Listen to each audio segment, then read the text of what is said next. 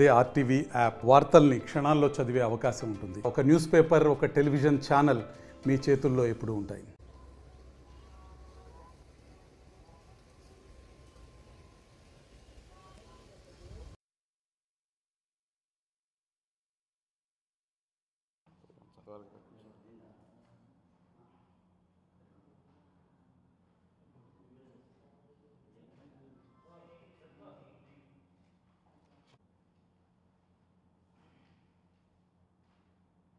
నిమజ్జనం చేసుకోవచ్చు, డీజే పెట్టుకోవచ్చు, ఊరేగింపు చేసుకోవచ్చు. ఏదైతే ఒంగోలు టౌన్లోకి వచ్చేటువంటి పరిస్థితి ఉందో, ప్రజలు అంటే వృద్ధులు ఉన్నారు, అనారోగ్యంతో ఉన్నటువంటి వ్యక్తులు ఉన్నారు, చిన్నపిల్లలు ఉన్నారు, హాస్పిటల్స్ ఉన్నాయి. వీటి మీదుగా డీజే అలౌ చేయకుండా, అంటే నెంబర్ ఆఫ్ విగ్రహాలు ఇస్తూ టౌన్లో పోతుంటే పబ్లిక్ ఇబ్బంది కలిగేటువంటి పరిస్థితి ఉందని ఆ యొక్క డీజేని ఆపి వాళ్ళ యొక్క డివిజన్ పరిధిలో చేసుకోవచ్చు, వాళ్ళ యొక్క గ్రామాల్లో చేసుకోవచ్చు. కానీ టౌన్లో పబ్లిక్ ఇబ్బంది కలగకుండా ఉండాలనే ఉద్దేశంతో అన్ని బొమ్మలు అందరికి సంబంధించిన అందరికీ కూడా కొన్ని నిబంధనలు పెట్టుకొని ఆ నిబంధనల ప్రకారం టౌన్లోకి యొక్క డీజేలు అలౌ చేయకూడదని నిర్ణయం తీసుకోవడం జరిగింది. అందులో భాగంగా అక్కడ విధులు నిర్వహిస్తున్నటువంటి ట్రాఫిక్ ఎస్ఐ గారు శ్రీనివాసరావు గారు, అలాగే మా యొక్క సిబ్బంది అయినటువంటి రవికుమారు, వీళ్ళు వాళ్ళకి చెప్పారు, బాబు మీరు యొక్క డీజేలు ఇక్కడ ఆపేసి దేవుడు ఊరేగింపు మాత్రం చక్కగా చేసుకోండి అని చెబితే ఆ డీజేలో ఉన్నటువంటి ఆ డీజేతో పడిన ఎవరైతే కుర్రవాళ్ళు ఉన్నారో, యువకులు ఉన్నారో, వాళ్ళు మద్యం దాగి అక్కడ కానిస్టేబుల్ తోటి ఆ యొక్క ఎస్ఐ గారితో అంటే అనరాని మాటలు అంటూ వాళ్ళ మీద కొట్టడము, దాడి చేయడం జరిగింది. మీరందరూ కూడా చూశారు. ఇది సమాజానికి చాలా అంటే ఇది పోలీసులపై తిరగబడ్డడం అనేది మనం అసలు దాన్ని సహించేటువంటి సంఘటన కాదు. కాబట్టి వీరిపైన కఠినమైన చర్యలు తీసుకోవాలని చెప్పి మా యొక్క పోలీసు అధికారుల సంఘం తరఫున గౌరవ ఎస్పీ గారిని, అలాగే మా గౌరవ డీజీపీ గారికి కూడా తెలియజేయడం జరిగింది. మా ఎస్పీ గారు మీకు తెలుసు, ఆయన వచ్చిన రోజు నుంచి మా సిబ్బంది యొక్క సంక్షేమమే ప్రథమ అవధిగా, అలాగే ప్రజలకు శాంతి భద్రతల విషయంలో కానీ ఎక్కడా రాజీ పడకుండా నిరంతరం ప్రజల శ్రేయస్సు కోసం, మా యొక్క సంక్షేమం కోసం చూసినటువంటి ఎస్పీ గారు తప్పకుండా మాకు న్యాయం చేస్తామని చెప్పారు. ఆయన తప్పకుండా మాకు న్యాయం చేస్తారని ఆశిస్తున్నాము. మీరు చూస్తే ఈ యొక్క డీజే సౌండ్స్ అనేది చాలా ప్రమాదకరం.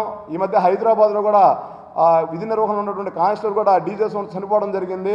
సో దాన్ని సౌండ్ తగ్గించాలి, ప్రజలకు ఇబ్బంది కలగకూడదు అనే ఉద్దేశం తప్ప మేము డీజేలు ఆపాలని అనేది మా ఉద్దేశం కాదు. అందరికీ ఒకే నిబంధనలు పాటిస్తున్నాము. ఇటువంటి చర్యలు పునరావృతం కాకుండా చూసుకుంటాము. ముఖ్యంగా మీరు చూసినట్లయితే ఈ యొక్క యువకులు చేసినటువంటి చర్యలు చాలా ఇబ్బందికరంగా ఉన్నాయి. చాలా మీరు చూస్తే సమాజానికి ఏ రకమైనటువంటి ఏ విధమైనటువంటి విషయాన్ని తెలియజేయాలనేటువంటి చర్యలు తీసుకోవడం జరిగింది. దీన్ని ఆసరాగా తీసుకొని ఒక వర్గం వారు లేదా వేరే విధంగా దాన్ని తీసుకెళ్ళి దాని తర్వాత మళ్ళీ డీఎస్పీ గారిని కలవడానికి పోయినప్పుడు అక్కడున్న సిబ్బంది పైన కూడా దురుసుగా ప్రవర్తించడం జరిగింది.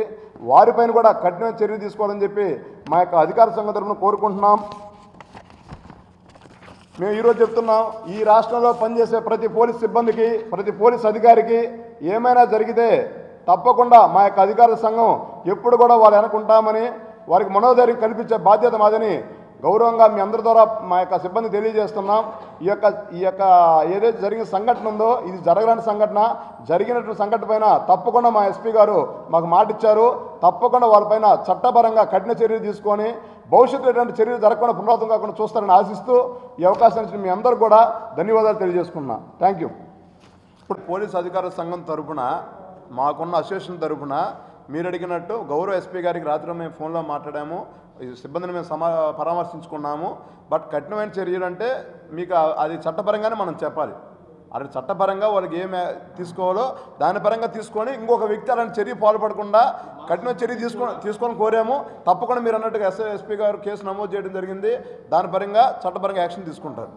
మేము ఆల్రెడీ మనం చెప్పాము. మీ ద్వారా మిగతా సిబ్బంది కూడా ధైర్యాన్ని, మనోధైర్యాన్ని కల్పించడం కోసమే మా యొక్క ఉద్దేశం.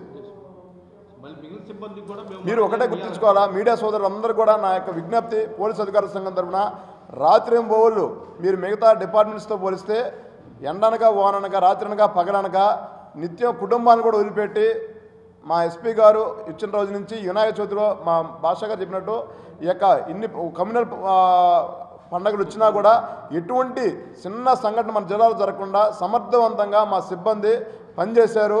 వాళ్ళ ఆరోగ్యాలు కూడా కుటుంబాన్ని కూడా వదిలేసి ఇటువంటి వాళ్ళకి ఈ యొక్క మీరందరూ కూడా మీ ద్వారా ప్రజలకు తెలియజేసిందంటే ప్రజల మద్దతు మాకు కావాలి.